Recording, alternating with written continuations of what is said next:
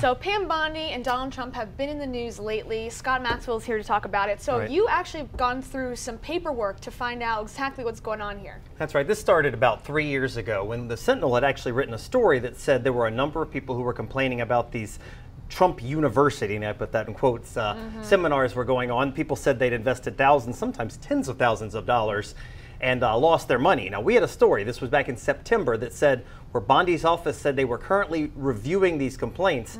I found a document 3 days later that showed Donald Trump gave Pam Bondi's campaign $25,000 while they were in the midst of reviewing the complaints against him, and that's what set a lot of this in motion. Interesting. So you went through 8,000 pages to kind of find this information. What else did you find? Yeah, well, one of the things that it struck me, they had said there was nothing to investigate, that there wasn't anything here. As you may know, the New York Attorney General disagreed. He's got a pretty high-profile case going against Donald Trump right now, where he's saying that people got scammed. I think he's called it a bait and switch, is one of the free. So the question to me was, well, what did Pam Bondi's office find?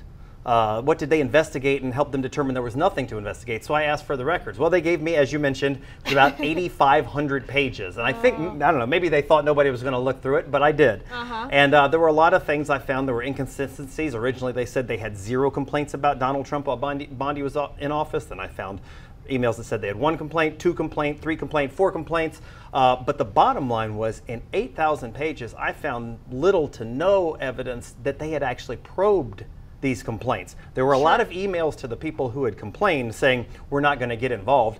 And one, a guy said, I lost $26,000. Someone from Bondi's office suggested, I'm kidding you not, maybe you should head to Google or Yahoo and try to see if you can find some relief there. But there didn't appear to be anything like what you see in New York, where the investigators actually started issuing affidavits, interviewing people, nothing like that. Now, in Bondi's office actually said maybe you should go and be on the New York lawsuit or whatever they're doing up there. And not even get involved in Florida at all. They did. There was a lot of things. They said maybe you want to join the New York suit. They said maybe you want to hire your own attorney, which isn't normally what people want to hear. And like I said, maybe go Google. And there is some truth that theoretically they could enjoy the New York lawsuit. However, Pam Bondi constantly joins with other states when she thinks there's wrongdoing, whether it's oils or EPA regulations or anything like that. It's a pretty standard thing.